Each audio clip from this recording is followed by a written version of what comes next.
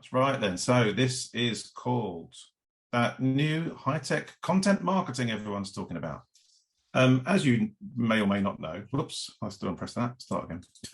As you may or may not know, as well as being a graphic designer, I'm also a marketing consultant and web designer. And talking about graphic design is really quite dull. So when I do these talks, I tend to talk about marketing instead.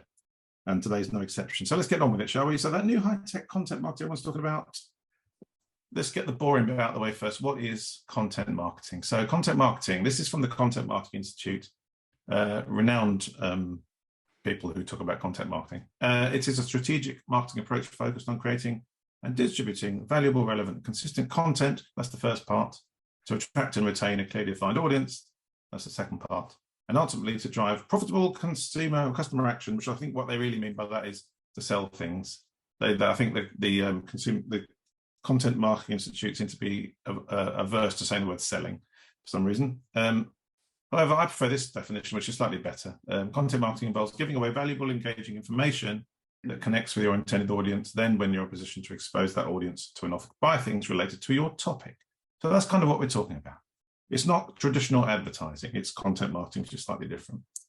How old is content marketing then? So content marketing as a term was first coined in 1996. The Content Marketing Institute, of whom we have just heard, was formed in 2011. And that was really because content marketing suddenly took off with the internet and social media, search engines and all that sort of thing. However, the content marketing process itself, as we've just talked about, is providing valuable information to a defined audience to aid a subsequent sale. It goes back to the 1890s, and a lot of people don't know that. I'm going to show you an example which isn't quite as old as that. But this is the world's longest newspaper ad. This is from 1948. It was published by the investment bank Merrill Lynch, which is why I said that it's a shame Mark's not here today.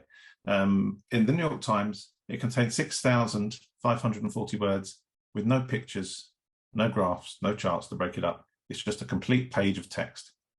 And I did this, I showed this to some people a couple of weeks ago and asked them, how successful do you reckon this ad was? And they all went, not very successful. So let me just show you what it is basically. It's what we would call now an advertorial. It's basically what everybody ought to know about this stock and bond business. And it's really aimed at people who are interested in buying stocks and shares in just after the war, in the Second World War in America, but who maybe don't understand the technical terms.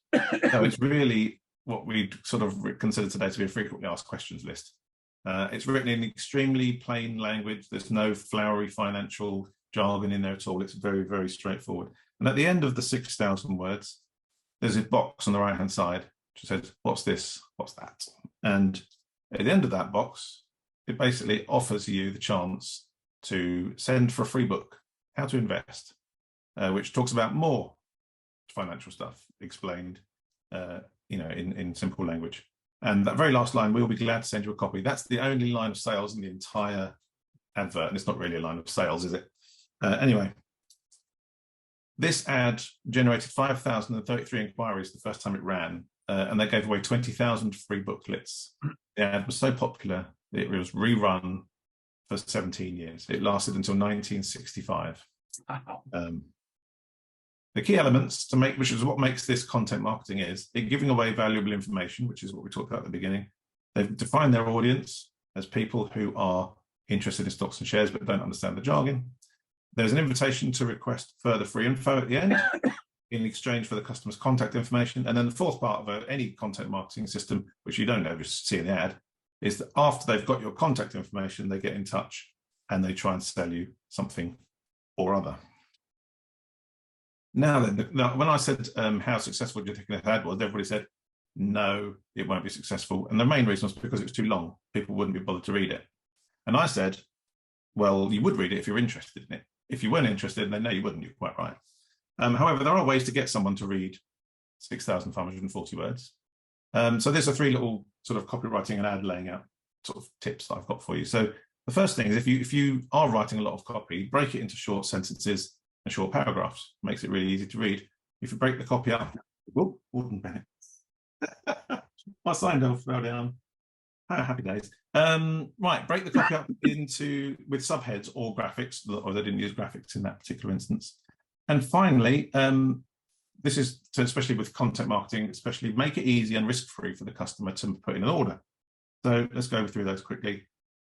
Short sentences and paragraphs. So tests have shown that sentences containing more than 29 words are considered very difficult to read. So if you do write in long sentences, and if you are the kind of person like some of my clients who don't seem to have a full stop on their keyboard, just break up long sentences into 2 or 3 shorter ones. It will just make it easy to read. And for paragraphs, if you write in the length of a tweet, which is, if you do Twitter, no more than 280 characters, that also makes it easy to read. So going back to the ad, here's one paragraph from there. It's all short sentences, 14 words, 3 words, 15, 23, 21 words. And the long paragraph at the end is only 192 characters. So nice and consumable. People don't have a short attention span these days. So if you can make everything shorter, not so much the better. Headlines and subheads. We want to avoid grey walls of type, especially on an ad like that, 7 columns of typing. So break it up with headlines and subheads that are visually different to the surrounding text. If I quickly pop back a page, you'll see that the headlines are in bold italics and the text is in regular. And if you're clever, this is an old newspaper trick. If you use a sequence of subheads throughout a long article, they can actually deliver the entire content of the article for people who skim read and are too lazy to read the whole copy. Can be done. So in this ad, for example, there are 20 short subheadings, 18 of them are questions. And the questions are good because once you read a question, you want to find out the answer, so you carry on reading. And the short paragraphs have the additional thing of creating white space at the end of every paragraph, which helps to guide your eye down the columns. Finally, you need to make it easy and risk-free to order something. So we're all familiar online now with free offers, free postage, free downloads, free this, that, and the other. You know, free is the best way to get somebody to do something. However, if you can't give away something for free, then you need to offer what they call a risk-free guarantee. So you'd say something like 100% money back if not satisfied. There is no obligation. Just encourage people to do the next step. And lastly, you need to make it simple to respond. And this is actually where the Merrill Lynch ad doesn't work, because to respond to this Merrill Lynch ad, you had to either write them a letter or write them a letter and post it, which cost money. You had to telephone, which cost money in those days, with no toll-free numbers in 1948. Sometimes these were long-distance phone calls. Or you had to get off your backside and get in the car or get on the train and go to the office in person to ask for a copy. So I think they realised that after a couple of years. So in 1950, they changed it slightly on the left-hand side. Now it says no charge, no obligation, just write or phone to Department AB30. Now, the Department AB30 didn't exist. All that is the tracking number. So they know who's responding. Somebody rings up the Merrill Lynch offices and asks for Department AB30. They know that we've got one more customer from this ad, and they can count those up. And that data went on to tell them where to advertise next time. 6 years later, not only could you download yourself, you couldn't download it. Not only could you order yourself a book, but now you can actually go and watch a fast-paced 30-minute movie in full color, which takes you through all our famous How to Invest show. So by this point, 9 years later, they turned it into a film. And this continued again for a further 9 years. So to summarize, in marketing, as in most things, people don't change. The people 74 years ago chose whether to buy or not for the same reasons that they choose to today. Marketing system, content marketing system is just the same, just had a different name. It's got a fancy new name now. It used to be called direct response marketing. The only change really between then and now is the media and the technology that's used. They were using newspapers and coupons and things like that. We use the internet and emails. That's it. Thank you very much for listening to that. Any questions, then fire away. That was really interesting, Keith. That's Thank you. Yeah, I mean, because we forget that. I mean, going back to when I first started selling, stuff like that was employed then, and I didn't sort of realise it until later on when I got my own business. But yeah, stuff is even right down to the using different names. I mean, we used to have a made-up name for somebody that couldn't be confused. Anybody was in the office for mail shots, for leaflets, and if we placed an advert in a paper, we used to use a different name and often a different number as well, only so we could track where all the inquiries are coming from. It's what I noticed the most from doing small business marketing is that nobody thinks about tracking because they don't run campaigns for long enough. If they do any advertising at all, they do it once. And then they think either that worked or that didn't work. But they don't think, right, it kind of worked, we need to do it again, but change it and track the results as you go. And that's the one thing that I struggle with trying to persuade people to run marketing campaigns, is that they need to continue to run them. You know, they don't just run it once. They don't work. Stuff. I mean, when stuff was running papers. I mean, I remember when I had the phone shops, and we used to run ads in the Evening Standard in London, and all the other local papers for the other shops. But when we ran an ad, we used to get people calling up months later because people used to keep things, or they used to cut stuff out. Oh, that's interesting. I'll keep that for when I need it. And you get inquiries. I mean, one deal we had for an Ericsson phone, we got one inquiry like nearly 2 years later. I mean, the phone wasn't even made anymore when we got the inquiry, but we were able to sell them something else. But they kept the offer because the offer interested them. And now everything has got so short-lived, isn't it? Online, it's that there it is, over. There it is, over. And it's like, oh, you know. But you're right. People, I mean, you can't physically cut out an ad online, can you, and keep it for later? So it's, no, and even, I mean, this whole business about people have short attention spans, which I don't believe, actually, personally. One of my trade printing companies does spot sales, but the time limit on them is so short that it doesn't give me any chance to actually advertise them. So literally, I had one the other day. It said, "Oh, we're doing 10% off business cards for 24 hours." It's like, great. I've been stacking up millions of business cards just for this particular purpose. Of course, I haven't. But it doesn't give me the chance to send it to my customers and say, would you like some? And then for me to design the business cards and then to approve them and then get into the printers in 24 hours, not going to happen. So, you know, it's just. Is there any way of people, I mean, I can't even get my head around it, but now with the way everything is now, in the old fashioned, the old days, you used to keep a flyer or cut something out of a paper or magazine and keep it for later because it interested you at the time.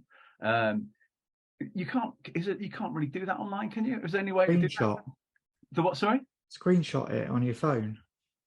But if you wanted to keep something as a reference, you could screenshot it. The best way to stay in touch with a particular company is to join their mailing list, which is the same thing as what's happening with this Merrill Lynch ad.